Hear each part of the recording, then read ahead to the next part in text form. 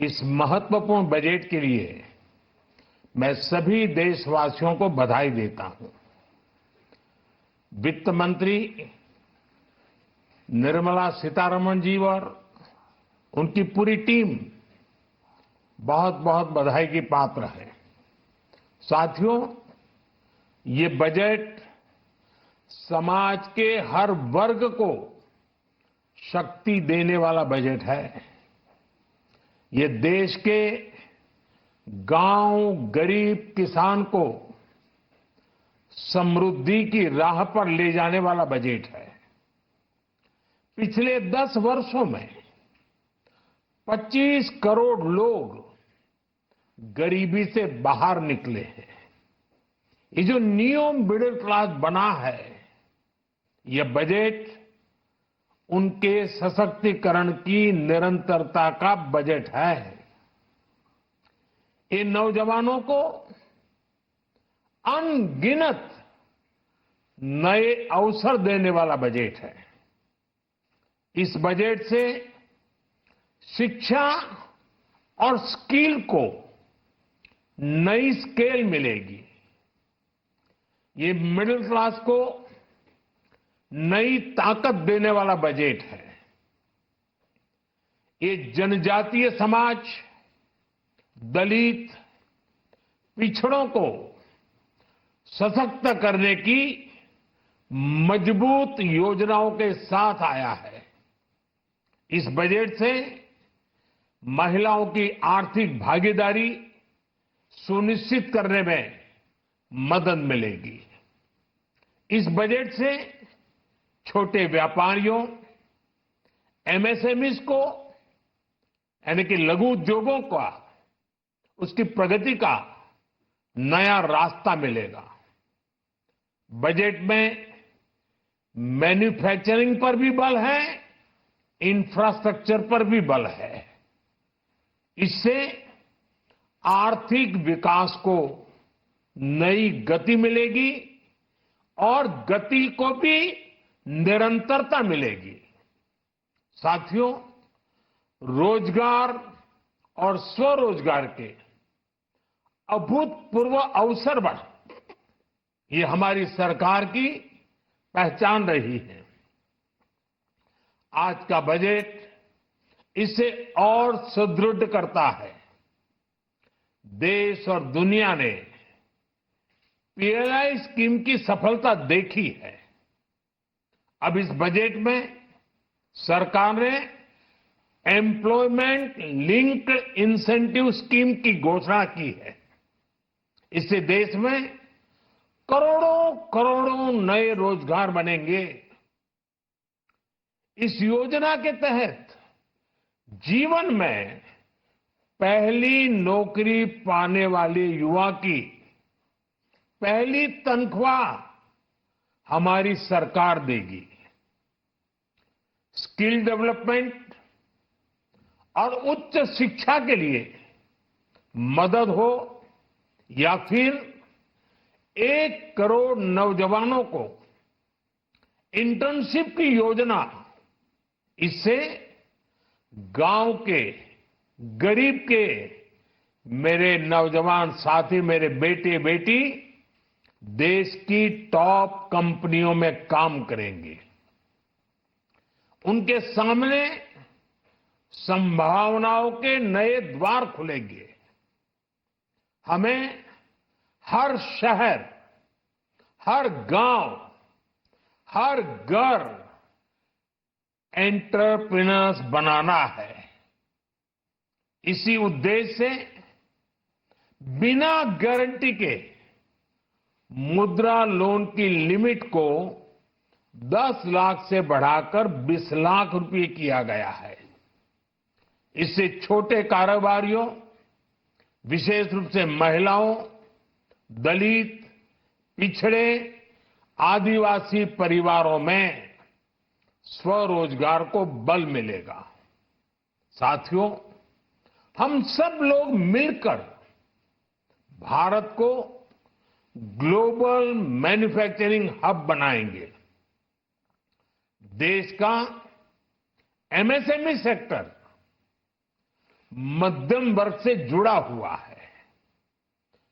एक प्रकार से एमएसएमई सेक्टर की ओनरशिप मध्यम वर्ग है और इसी सेक्टर से गरीबों को ज्यादा से ज्यादा रोजगार भी मिलता है।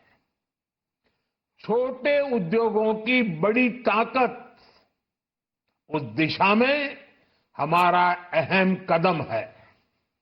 इस बजट में एमएसएमईज के लिए ईज ऑफ क्रेडिट बढ़ाने वाली नई योजना का ऐलान किया गया है। मैन्युफैक्चरिंग और एक्सपोर्ट्स इकोसिस्टम को हर जिले तक ले जाने के लिए बजट में अहम घोषणा की गई है। ई कॉमर्स, एक्सपोर्ट हब्स और फूड क्वालिटी टेस्टिंग के लिए 100 यूनिट्स, ऐसे कदमों से वन डिस्ट्रिक्ट वन प्रोडक्ट अभियान को गति मिलेगी। साथियों, ये बजट हमारे स्टार्टअप्स के लिए, इनोवेशन इकोसिस्टम के लिए ढेर सारे नए अवसर लेकर आया है। स्पेस इकोनॉमी को बढ़ावा देने के लिए 1000 करोड़ रुपए का फंड हो, एंजल टैक्स हटाने का फैसला हो, ऐसे कई सारे कदम इस बजट में उठाए गए हैं। साथियों, रिकॉर्ड हाई कैपेक्स इकोनॉमी का एक ड्राइविंग फोर्स बनेगा। 12 नए इंडस्ट्रियल नोड्स, देश में नए सैटेलाइट टाउन्स का विकास और 14 बड़े शहरों के लिए ट्रांजिट प्लान, इससे देश में नए इकोनॉमिक हब विकसित होंगे और बहुत बड़ी संख्या में नए रोजगार बनेंगे। साथियों, आज डिफेंस एक्सपोर्ट्स रिकॉर्ड स्तर पर है। इस बजट में डिफेंस सेक्टर को आत्मनिर्भर बनाने के लिए अनेक प्रावधान किए गए हैं।